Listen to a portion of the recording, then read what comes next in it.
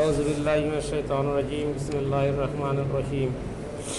شوال کے 6 روزوں کے مستحب ہونے کا بیان۔ شوال مطلب عید کے بعد جو ہے 6 روزہ رکھا جاتا ہے، اس کی فضیلت کا بیان سن لیجیے۔ حضرت ایوب رضی اللہ عنہ سے روایت ہے کہ رسول اللہ صلی اللہ علیہ وسلم نے فرمایا، جس نے رمضان کے روزے رکھے اس کے بعد شوال کے 6 نفلی روزے رکھے تو پورے زمانے کے روزے رکھنے کے مانند ہے، یعنی برابر ہے۔ یہ صحیح مسلم کی حدیث ہے۔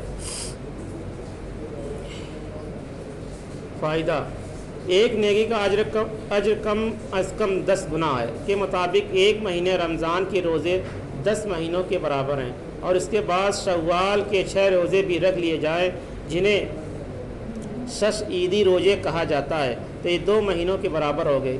یوں گویا پورے سال کے روزوں کا اجر کا مستحق ہو گیا۔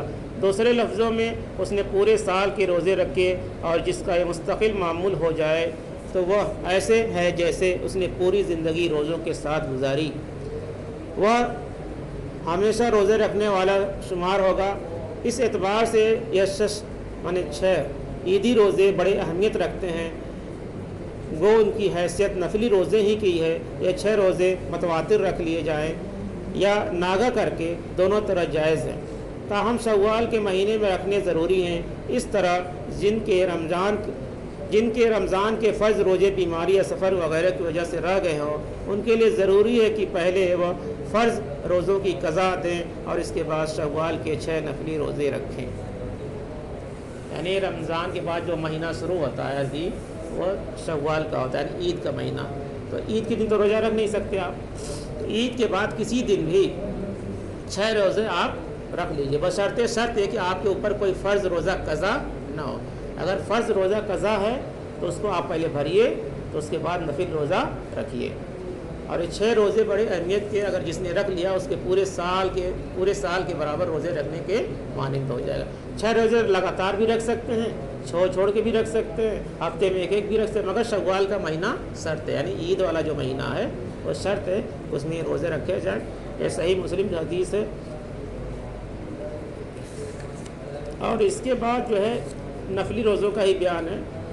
اب اس کے بعد جو مہینہ آئے گا اس میں آپ نفل روزہ رکھ سکتے ہیں، اس میں سوموار اور جمعرات کے روزہ رکھنے کا بیان ہے۔ حضرت ابو قتادہ رضی اللہ عنہ سے روایت ہے کہ رسول اللہ صلی اللہ علیہ وسلم سے سوموار کے روزے کی بابت سوال کیا گیا۔ آپ نے فرمایا، یہ وہ دن ہے جس میں میری ولادت ہوئی اور اسی دن میری بعثت ہوئی، یا اسی دن مجھ پر وحی نازل کی گئی۔ یعنی سوموار کا بھی روزہ نفلی روزہ رکھا جاتا ہے، یہ سنت ہے، اللہ کے رسول صلی اللہ علیہ وسلم خود اس کو رکھتے تھے معمول کے مطابق۔ مقصد نبی صلی اللہ علیہ وسلم کو یہ تھا کہ اپنی ولادت اور نبوت سے سرفراز کیے جانے کی خوشی میں سوموار کا روزہ رکھتا ہوں۔ گویا میلاد النبی کا دن اگر کسی نے منانا ہو تو اس کا مسنون طریقہ یہ ہے کہ اس دن روزہ رکھا جائے۔ نبی کریم صلی اللہ علیہ وسلم نے ولادت والے دن صرف روزہ رکھا ہے، اس لیے یوم میلاد پر جلوس نکالنا اور اس طرح کی جو بھی باتیں ہیں وہ ثابت نہیں ہیں، مگر یہ بھی حکم نہیں ہے کہ آپ پیدائش پہ ہی روزہ رکھیں، مگر اللہ کے رسول صلی اللہ علیہ وسلم کا اسی دن تھا اور اسی دن آپ روزہ رکھتے تو بہرحال یہ جائز ہے کہ اگر کوئی اپنے پیدائش کے دن روزہ رکھ لے تو اس کے لیے اچھی بات ہے، مگر اس کو رسم نہ بنانا ہے، اور اس کے لیے عبادت کا حصہ رہے، روزہ کی ہی طرح رہے۔ دوسری حدیث دیکھ لیں، مگر ایسا کہاں ہوتا ہے، روزہ کہاں رکھتے ہیں، نماز تو پڑھتے ہیں نہیں تو روزہ کہاں سے رکھیں؟ ہاں، تو اس لیے اگر کوئی بہت ہیپی برتھ ڈے منانے کا شوقین ہے، اگر نہیں اس کا دل طبیعت مان رہی تو روزہ رکھ لے اور اللہ کے سامنے سجدہ کر لے اور جو بھی غلطیاں ہوں اسے معاف کر لے، ہاں صدقات کرے، ہاں یہ سب طریقے ہیں جو جائز طریقے ہیں، کر سکتے ہیں تو اس کا بدل ہو جائے گا، آپ کا دل بھی مان جائے گا اور اللہ ثواب بھی ہو جائے گا۔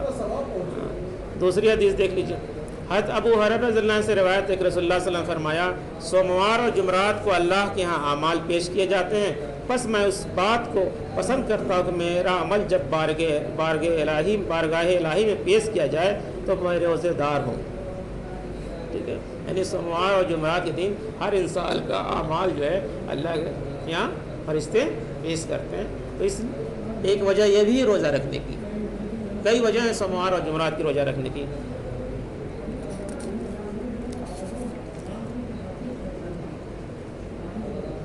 اور ایک روزہ اور رکھا، یہ تو 2 ہو گئے، ہفتے کے 2 روزے، اور مہینے کے 3 روزے رکھے جاتے ہیں، وہ بھی نفل روزے کون کون سے دیکھ لیجئے۔ ہر مہینے 3 روزہ رکھنے کا مستحب ہونے کا بیان۔ امام نووی رحمۃ اللہ فرماتے ہیں کہ افضل یہ ہے کہ ایام بیض کے 3 روزے ہر مہینے رکھے جائیں، یہ چاند کی 13، 14 اور 15 تاریخ ہے، اور بعض کے نزدیک 12، 13 اور 14 تاریخ ہے، مگر صحیح جو روایت ملتی ہے 13، 14 اور 15 ہی ہے، زیادہ مستند ہے۔ یعنی ہر مہینے کی عربی تاریخ 13، 14 اور 15 کو بھی روزہ رکھا جائے، اسے بیض کا روزہ کہتے ہیں، اور اللہ کے رسول صلی اللہ علیہ وسلم اس کو رکھتے تھے۔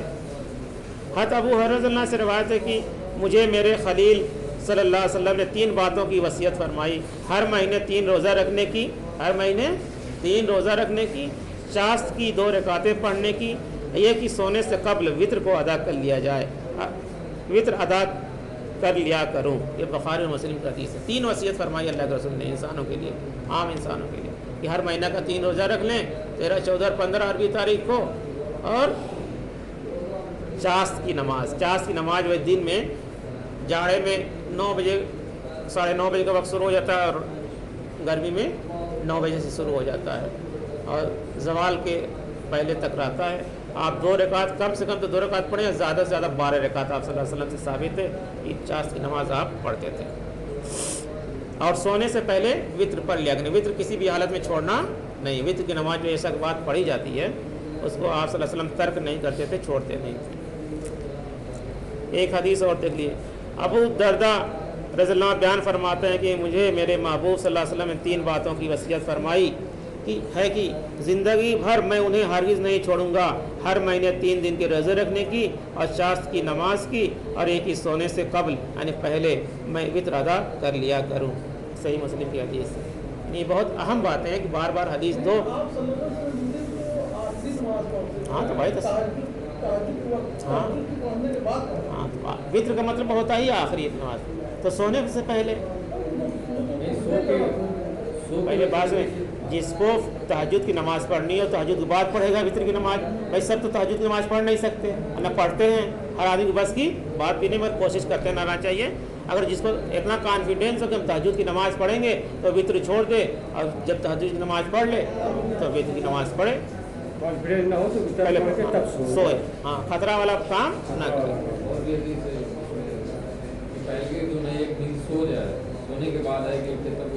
تہجد کے لیے، تہجد کی نماز کے لیے، اس کے لیے حضرت عبداللہ، دوسری حدیث دیکھ لیجیے، حضرت عبداللہ بن عمرو بن عاص رضی اللہ عنہ سے روایت ہے کہ رسول اللہ صلی اللہ علیہ وسلم نے فرمایا ہر مہینے 3 دن کے روزے رکھنا اور سارا سال روزے رکھنے کے برابر ہے، یا ہمیشہ روزہ رکھنا، یعنی 3 دن ہم مہینے میں کم سے کم تو روزہ رکھ ہی لیں، مان لیں ہر ہفتہ والا تو نہ رکھ پائیں تو کم سے کم مہینے میں 13، 14 اور 15 رکھ لیں۔ مگر یہاں تو یہ حال ہے کہ فرض روزہ لوگ چھوڑے ہوئے ہیں، تو نفل روزہ کیسے رکھیں گے؟ پہلے فرض کام کر لیں تب نفل کام کا نمبر آتا ہے، جس کی پکڑ ہے فرض کام کی۔ اب پتہ چل رہا ہے کہ رمضان کے مہینے میں بہت سے مسلمان بے روزگار ہیں، روزہ نہیں رکھ رہا ہے، طرح طرح کی بیماریاں پیدا ہو رہی ہیں، مطلب بہانے بازی۔ حضرت معاذ ادویہ نے حضرت عائشہ رضی اللہ عنہا سے پوچھا کیا رسول اللہ صلی اللہ علیہ وسلم ہر مہینے 3 دن کے روزے رکھتے تھے؟ تو انہوں نے جواب دیا، میں نے پوچھا مہینے کے کون سے حصے کا روزہ رکھتے تھے؟ حضرت عائشہ رضی اللہ عنہا نے جواب دیا کہ آپ یہ پرواہ کیے بغیر یہ مہینہ کون سا ہے روزہ رکھتے تھے۔ حضرت ابو ذر رضی اللہ عنہ سے روایت ہے رسول اللہ صلی اللہ علیہ وسلم نے فرمایا جب تو مہینے میں 3 روزے رکھنے کا ارادہ کرے تو 13، 14 اور 15 تاریخ کا روزہ رکھ، یعنی بار بار حکم آ رہا ہے یا آپ ہفتے میں رکھ لیجئے یا مہینے میں رکھ لیجئے۔ دیکھیے کتنا اللہ کی طرف سے چھوٹ ہے۔ اگر آپ نے جس نے رمضان کے 30 دن کے روزے چاہے 29 دن کے روزے رکھے اور عید بعد آدمی اس کو عام زبان میں عیدی والا روزہ بھی کہتا ہے، ٹھیک ہے، ہاں، تو 6 روزہ جو ہے اگر رکھ لیے، چاہے 6 لگاتار رکھ لیے، مگر یہ شرط ہے کہ اس کے اوپر کوئی فرض روزہ قضا نہ ہو۔ اگر قضا ہے تو پہلے اس کو بھرے، رکھ لے تو اس کو پورے سال کے روزے کے برابر، 6 روزے، ٹھیک، پورے سال کے برابر روزہ رکھنے کے برابر ہو جائے۔ ابھی 10 6 کے 60، ایک نیکی کے برابر 10 نیکی، تو 6 روزہ ہو گیا 10 6 کے 60، اب 30 روزہ ادھر رکھے، 10 یہیں 300، 360 دن کا روزہ ہو گیا آپ کا۔ تو اتنا اللہ کی طرف سے چھوٹ ہے. دیکھیے نماز قضا کا کہیں حکم نہیں آتا ہے, ٹھیک ہے, اور نہ ہی کوئی حدیث ملتی ہے, مگر لوگ بتاتے ہیں کہ قضا عمری بھرنی ہے. نماز کا کہیں حکم نہیں, بس روزہ کا ہے کہ قضا روزہ کا حکم ہے, قرآن میں بھی ہے, حدیث میں بھی ہے. ہاں دیکھ لیجئے آپ نے, چھوٹ جائے. دیکھیے ایک تو ہوتا ہے قضا, آپ نے اگر جان بوجھ کے آپ مسلمان 10 سال 20 سال جان بوجھ کے نہیں پڑھی, وہ نہیں ہوگا اس کا. دیکھیے ہم طریقہ بتا رہے ہیں کہ ایک آپ نے تو ٹھٹائی کی نا, مسلمان کے گھر میں آپ نے پیدا کیا, پیدا ہوئے اور نماز چھوڑے جا رہے ہو. قضا اسے کہتے ہیں جیسے مان لو کہ ہم سفر میں ہیں, قضا ہو گئی 1 دن کی 2 دن کی, بہت یعنی کہ 20 سال 30 سال کی قضا ہے. 2 دن 4 دن اس نہیں, پہلی بات سن لیجیے, جب آپ مسلمان کے گھر میں پیدا ہوئے ہیں تو آپ کا تو نماز فرض ہے 7 سال کے بعد. نہیں بالغ تو 15 سال میں مانا جائے گا. ہاں تو 15 سال ہے, بلوغیت جو ہے ہندوستان میں 15 سال پہ مانی جا گئی ہے. دیکھیے قضاء عمری نماز کا کہیں واضح طور پہ حکم نہیں ہے. بھائی ہم نے تحقیق کی, اگر آپ کے پاس کوئی دلیل ہو تو لائیے پیش کیجیے. نہیں جیسے وہ نہیں پڑھا مان لیجیے جان بوجھ کے, ہاں اب اس کو احساس ہوا ہے, اس کو احساس, اس کی بھرپائی کرنے کا طریقہ ہے کہ وہ زیادہ سے زیادہ نفل کام کرے, نفل نمازیں پڑھیں. ایک انداز سے پڑھے کہ نہیں اس کو چھوڑ دیجیے, نفل نماز اللہ کے. دیکھیے ایک تو گناہ اس کے اوپر وہ موجود رہے گا, اب وہ زیادہ سے زیادہ نیکی حاصل کرے, کیونکہ میزان ہوگا, تولا جائے گا, تو نیکی اس کی زیادہ ہو جائے. ٹھیک, اگر قضا وہ پڑھتا بھی ہے بائی دی وے تو اس کا ثواب ملے گا نہیں. قضا چیز کا ثواب نہیں ملتا ہے, ادا تو ہو جاتی ہے. اچھا ہاں ٹھیک, ادا تو ہو جاتی ہے. کسی کا پیسہ 1 لاکھ روپیہ آپ نے مار دیا, حق مارا اللہ, آپ نے 1 لاکھ نماز نہیں لگائی, اب آپ اس کو چوندی ہڈی میں بڑھا رہے ہیں, یہ کیا ہے؟ ہاں تو وہی بتا رہے ہیں نا, اس کا اسی لیے نماز کا کہیں حکم نہیں, قضاء عمری کا روزے کا ہے بس. نفل پڑھنے اور اس کے لیے بس یہ آپ نیکی زیادہ کیجیے. جب آپ نے توبہ کر لیا, بزرگوں نے قضاء عمری پر زور دیا ہے, زور دیا مگر کہیں دلیل ہونی چاہیے نا. زور نہیں تو دلیل ہو, میرے پاس کسی کوئی دلیل نہیں ہے. ٹھیک ہے, ریسرچ کا موضوع ہے. ریسرچ ہو چکا ہے. 20 رکعت جو ہے پڑھنے کے لیے جو ہے وہ کر کے رہا کہ ڈائری میں نوٹ کر کے یہ 20 رکعت ڈیلی جو ہے 1 دن کے حساب سے جوڑ کے. چلیے اس پہ کبھی بات ہو جائے گی, اسے ہے نہیں کہیں. اگر کسی کے پاس دلیل ہو, دیکھیے نہیں ہے تو بھی ٹھیک ہے, خالد وغیرہ تھے سب. دیکھیے اپنے من, دیکھیے اپنے 20 رکعت, وہ تو ابھی مارکیٹ میں چلا تھا, ابھی شب برات میں خوب ویڈیو وائرل ہے کہ یہ ٹائم میں یہ نماز پڑھ لیجئے, یہ ہو جائے گا, وہ ہو جائے گا, یہ چمتکار ہوا تھا, چل رہا تھا. تو اس طرح کی بات نہیں, جو اللہ اس کے رسول سے ثابت ہوگا وہی مانا جائے گا. اپنے من کی بات دین میں نہیں ہے.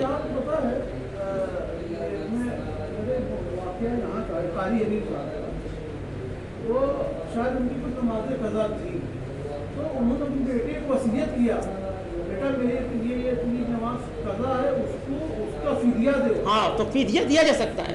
دیکھیے کیونکہ ہاں یہ تو ہم مان سکتے, کیونکہ حضور صلی اللہ ایک معاملہ ایسا پیش آیا تھا, ایک صحابی رسول آیا تو انہوں نے کہا کہ میں آپ سنیے نہیں, اس میں حدیث ہم بتا دیتے ہیں. تو انہوں نے کہا کہ میرے ماں کے اوپر اتنا روزہ قرض ہے, وہ بھر نہیں پائی اور ان کا انتقال ہو گیا. کہا کہ تم اس کا ادا کرو, تم اس کو بھرو, یعنی اس سے اعلیٰ اولاد کو حکم دیا تم اس کو بھرو. روزہ کا ہے. نماز کی بات ہے, ابھی نماز تو یہ تو مسلمانوں کی ڈھیٹھائی ہے نا کہ نماز چھوڑتے ہیں. روزہ اس کو رہنا پڑے گا. ہاں جو اس کا وارث ہے, وارث ہے, ہاں جو اس کا وارث ہے, یا تو رہے یا تو اس کا فدیہ دے. ہاں جیسے حج بدل میں پراپرٹی میں حصہ لے رہے ابھی اس کا وارث ہے نا, تو اس کا مال کھائے گا تو اس کا قرضہ کون ادا کرے گا؟ اپنے والدین کا قرضہ کون ادا کرے گا؟ نیک ہوگا تو رہ دے گا کہ ابو کو ہمیں دقت نہ ہو, تو وہ رکھنے کا حکم ہے, یہ جان لیجیے. چلیے دعا پڑھ لیجیے. سبحان اللہ وبحمدہ, سبحان اللہ وبحمدہ, نشہد ان لا الہ الا اللہ ونستغفرک ونتوب الیک. سبحان ربک رب العزۃ عما یصفون وسلام علی المرسلین والحمد للہ رب العالمین. انشاءاللہ ویسے میری بہت سے لوگوں سے ہم نے سنا پڑھواتے ہیں بھائی قضاء عمری, ہاں وہ دلیل نہیں پیش کر پاتے ہیں نا. دلیل ہوگی کہیں نہیں, ان سے دلیل ہی مانگا جائے گا. ہاں تو مانگیے. نفلی والا صحیح ہے, ایک انداز